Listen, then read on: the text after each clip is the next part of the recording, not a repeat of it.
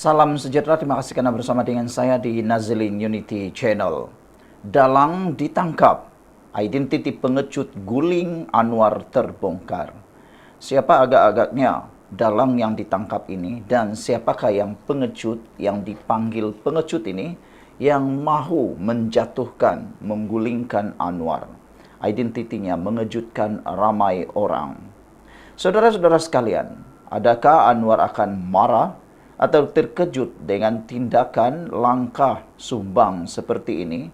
Adakah Anwar Ibrahim akan membayar harga itu dengan pembalasan? Tapi kita tahu Anwar tidak pernah membalas, tidak pernah berdendam, bahkan menolak politik dendam. Anwar Ibrahim adalah Perdana Menteri yang berintegriti, jadi teladan ramai orang.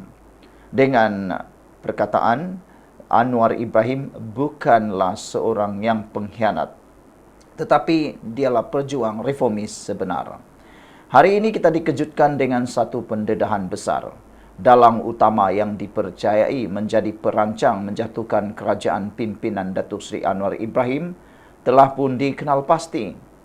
Lebih mengejutkan, individu ini sangat rapat dengan elit politik sejak era Tun Mahathir dan kini menjadi tumpuan siasatan. Wow, siapa orangnya ini? Kenapa dia nak Anwar Ibrahim nak jatuh tumbang sampai begitu cepat? Sebelum itu saya nak perkenalkan kepada anda semua, ini terapi imun transfer factor for life. Ramai orang tak sembuh-sembuh daripada penyakit, ramai orang tak kuat daripada melawan penyakit kerana imun badan yang lemah. Kita hairan kenapa tak sembuh-sembuh, kita hairan kenapa kita selalu sakit, kita hairan kenapa kita mudah sangat kena penyakit, kerana itu penyebabnya imun badan kita yang jadi lemah dan jadi bodoh. Secara umumnya, apabila imun badan kita meningkat, kita mudah sembuh dan tidak akan mudah kena penyakit. Dan paling senang, penyakit apa saja penyakit yang dalam tubuh badan kita boleh sembuh dengan peningkatan daya imun badan. Dapatkan produk ini dengan segera melalui nombor telefon yang tertera. Baiklah saudara-saudara sekalian. Sejarah konspirasi menjatuhkan Anwar. Sejak Anwar mengambil alih tampuk pemerintahan, terdapat banyak cubaan untuk menggugat kestabilan kerajaan perpaduan melalui undi tidak percaya, propaganda media sosial dan langkah sulit belakang tabir. Apa yang ramai tidak tahu, selama ini ada tokoh-tokoh tertentu dipercayai bekas kroni rejim lama yang cuba membeli sokongan ahli parlimen melalui tawaran jutaan ringgit. Pendedahan rasmi SPRM notis harta semalam, SPRM menyerahkan notis isytihar harta kepada 22 individu termasuk ahli keluarga dan sekutu rapat Tun Daim Zainuddin. Maklumat yang bocor menyatakan bahawa salah seorang dari mereka menyalurkan dana gelap kepada ahli politik tertentu untuk menggugat kerajaan. SPRM menyiasat transaksi bernilai lebih 250 juta dan ada kaitan dengan projek mega zaman dahulu yang kini dibekukan. Identiti mengejutkan, siapa sebenarnya dalang ini? Laporan tidak rasmi menyebut nama bekas penasihat kewangan elit yang mempunyai hubungan langsung dengan ahli-ahli politik pembangkang dan juga pemain korporat lama. Individu ini sebelum ini dilihat menyokong Perikatan Nasional dan pernah menjadi orang tengah dalam rundingan lompat parti selepas PRU15. Lebih mengejutkan, beliau dikatakan membiayai akaun troll dan serangan media ke atas Anwar dan Rafizi. Analisis politik apa maksudnya? Pendedahan ini membuktikan bahawa kerajaan Anwar bukan ditolak rakyat, tetapi sedang disabotaj oleh tokoh-tokoh korup yang takut kehilangan kuasa dan kekayaan. Rakyat harus faham, ini bukan soal politik semata-mata. Ini adalah perjuangan menentang kartel lama yang mahu negara ini kembali dikuasai perasuah. Saudara, Nazilin Unity ingin tegaskan Anwar tidak akan tumbang selagi rakyat berdiri bersama menentang pengkhianat negara. Siapa yang jadi dalang, biar undang-undang tentukan. Tapi kita rakyat, jangan jadi bodoh ditipu semula.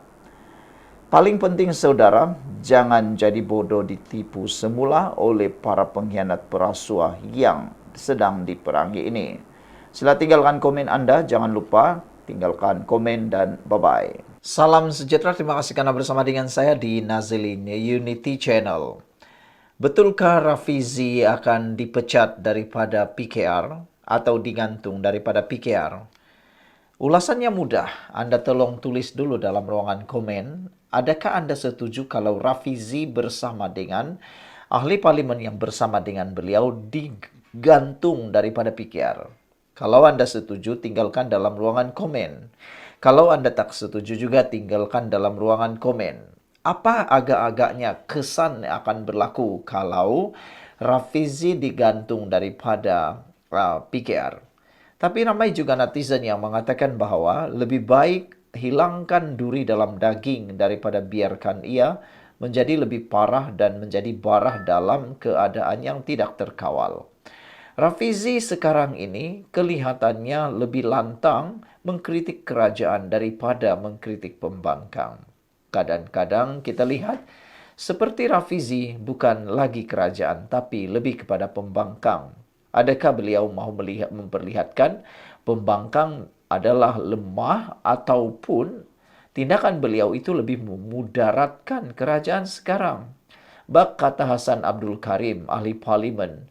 Beliau kata, kalau kerajaan tumbang gara-gara Rafizi, mereka harus bertanggung jawab. Adakah Anda setuju dengan perkara itu? Seramai 19 ketua cabang PKR Johor mahu 9 ahli parlimen yang mendesak kerajaan menubuhkan Suruhanjaya Siasatan Diraja RCI mengenai pelantikan hakim dan dakwaan campur tangan dalam institusi kehakiman digantung. Setujukah Anda? Ramai sebenarnya yang bersetuju, tapi ramai juga yang tidak setuju. Tapi sebelum kita teruskan ulasan ini, saya nak perkenalkan kepada Anda semua, ini ialah Transfector for Life, terapi imun yang meningkatkan daya imun badan kita sehingga 400%. Secara umum dan ringkasnya, kita kena penyakit karena daya imun badan kita yang lemah. Secara umum dan ringkasnya, kita tak sembuh-sembuh daripada sebarang jenis penyakit, daripada yang teruk kepada semua yang lemah, pun kita tak sembuh kerana imun badan kita yang tidak kuat lagi. Jadi untuk meningkatkan daya imun badan, ini Transfector for Life membantu, mengajar, mendidik imun badan kita untuk mengenal pasti mana-mana musuh yang ada di dalam tubuh badan kita dan mengenal rakan yang ada dalam tubuh badan kita. Terapi imun ini lulus KKM dan diperakui oleh dokter-dokter di seluruh dunia dan juga di Malaysia, juga halal. Dapatkannya melalui nombor telefon yang tertera. Ingat, kalau ini dah kali kedua Anda menonton tentang terapi imun ini, cepat dapatkannya kerana mungkin inilah jalan yang Tuhan beri untuk Anda kekal sehat dan untuk mendapatkan kesihatan impian yang Anda mahukan. Saudara-saudara sekalian, apa pendapat Anda pula? Adakah patut Rafizi digantung atau dipecat terus? Sila tinggalkan dalam komen, ruangan komen.